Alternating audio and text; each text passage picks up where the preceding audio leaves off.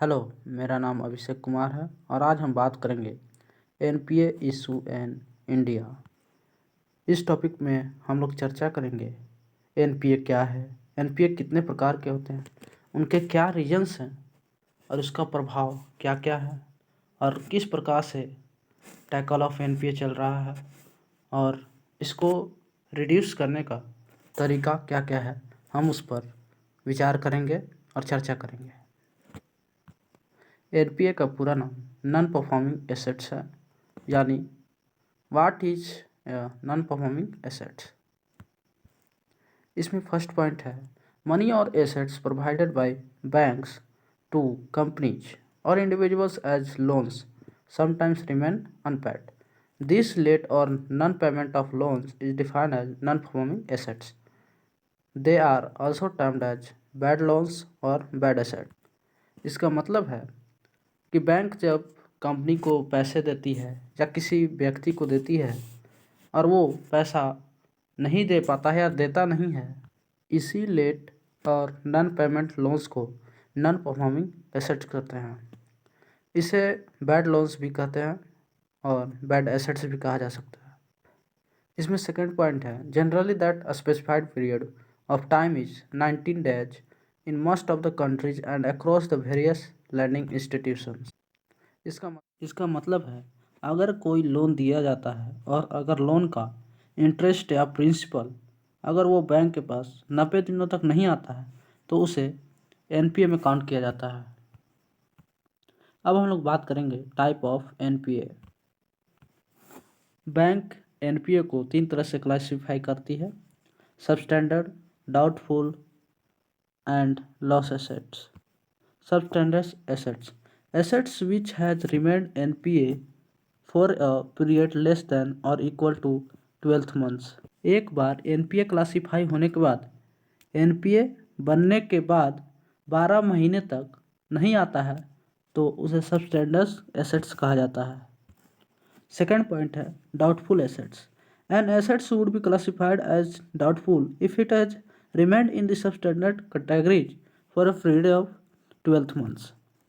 इसका मतलब है सबस्टैंडर्ड एसेट्स के अगले उसके 12 महीने तक नहीं आता है तो उसे डाउटफुल एसेट्स कहा जाएगा। थर्ड पॉइंट है लॉस एसेट्स।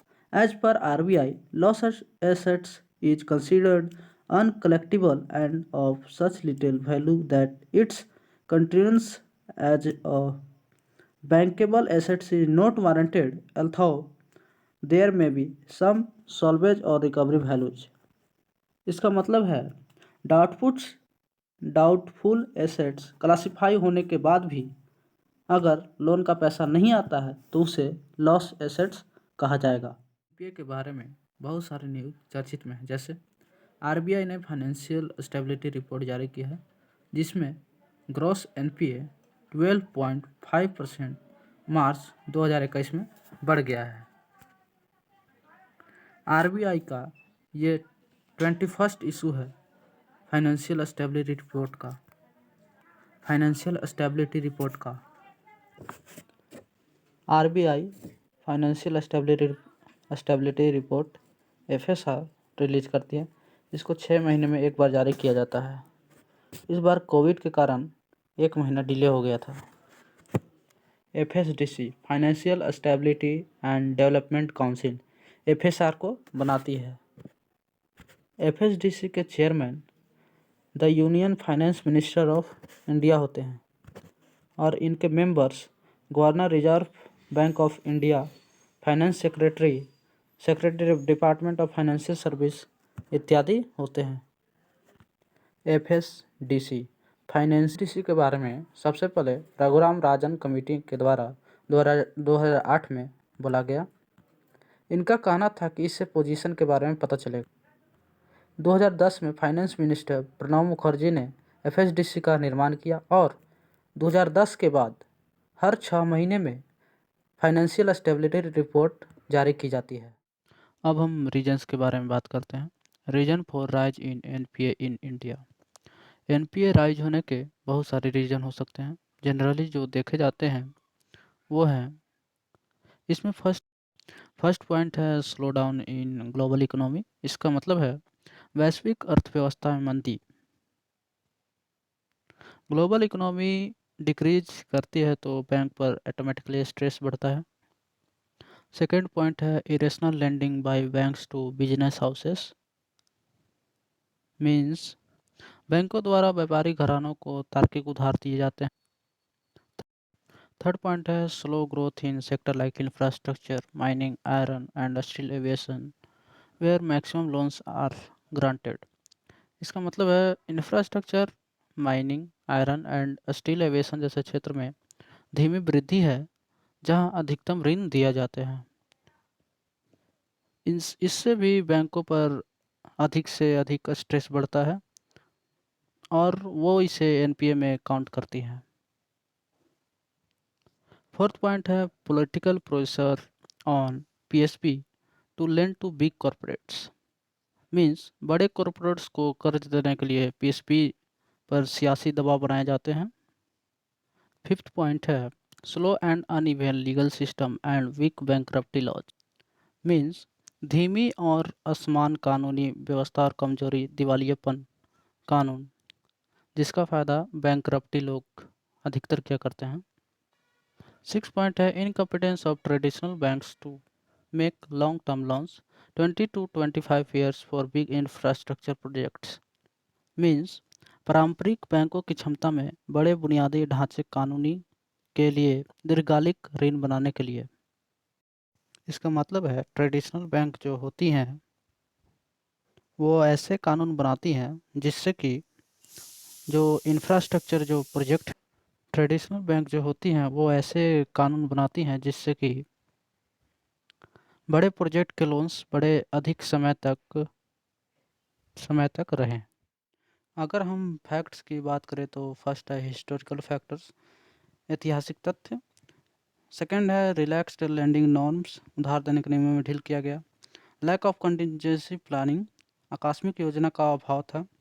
फोर्थ पॉइंट है restructuring of loan facility, loan की शर्तों को फिर से तैयार करना पड़ा। फिफ्थ है unforeseen economic shocks like demonetisation and covid,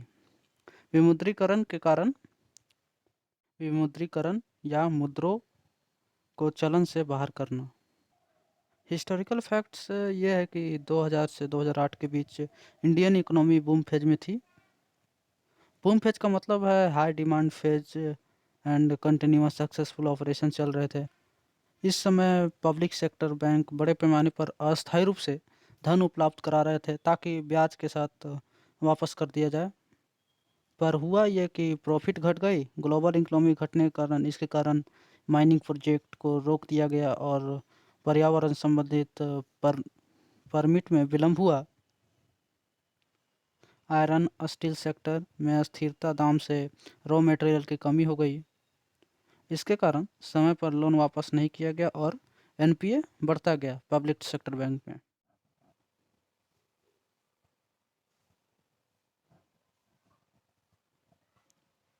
second है रिलैक्स्ड लैंडिंग नॉर्म्स, उधार देने के नियमों में ढील एक बहुत बड़ा कारण रहा एनपीए बढ़ने का, स्पेशली कॉरपोरेट दिग्गजों के लिए।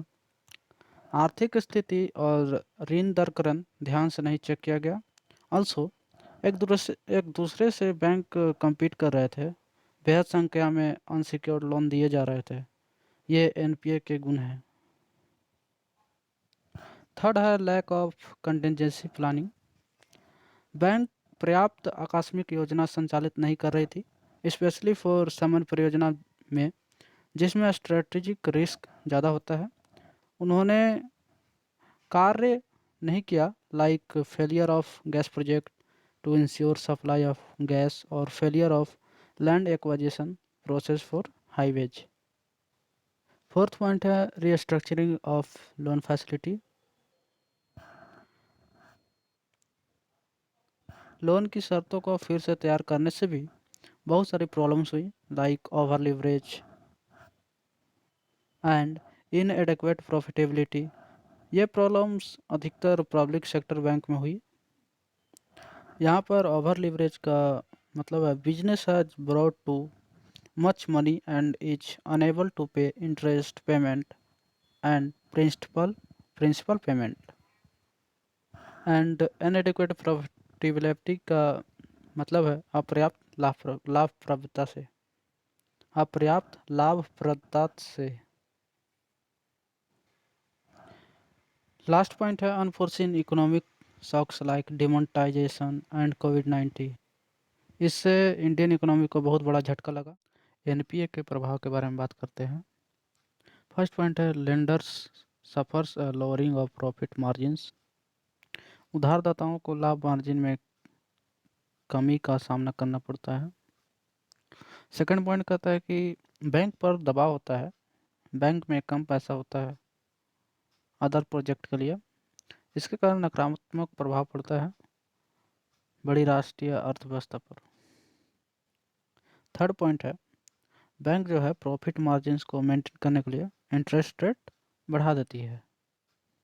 फोर्थ पॉइंट है अच्छी परियोजना से बुरे लोगों के लिए धन पुनर्निर्देशित करना। फिफ्थ पॉइंट है निवेश अटक गया तो बेरोजगारी हो जाता है।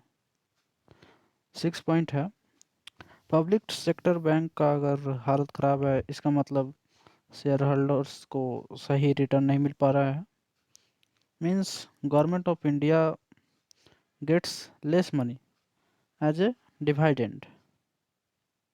इसका प्रभाव डेवलपमेंट पर दिखता है। सेवेंथ पॉइंट है इन्वेस्टर जो पैसा लगाता है, इन्वेस्टर को सही रिटर्न्स नहीं मिल पाता।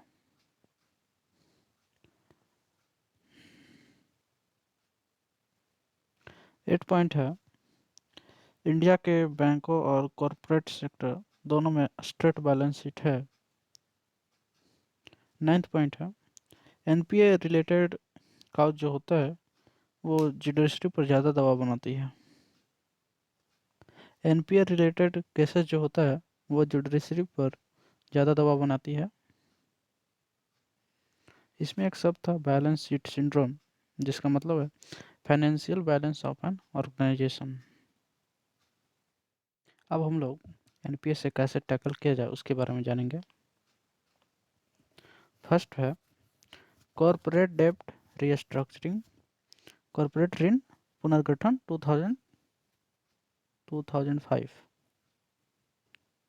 इसके कारण लोन की जो रेट है उसे कम करके कंपनी को बोझ को कम कर दिया गया, कंपनी के बोझ को कम किया गया और लोन वापस करने के लिए समय बढ़ाया गया।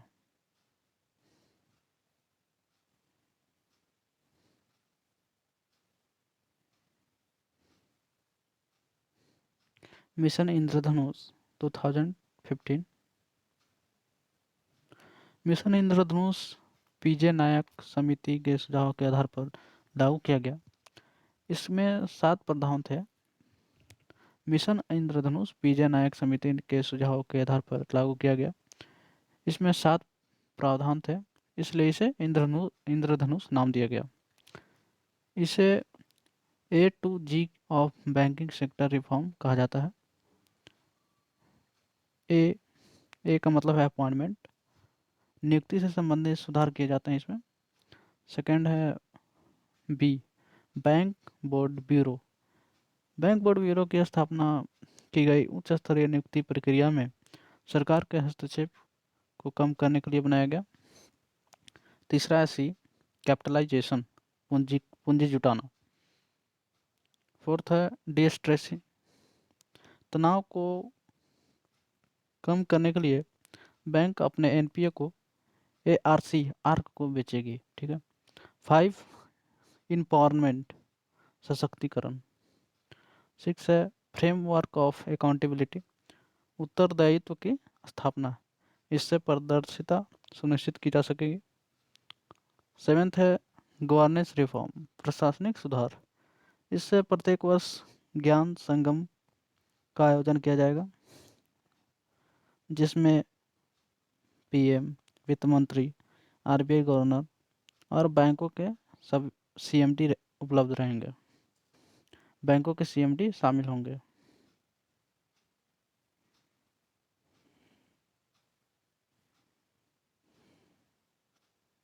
Thank you for watching.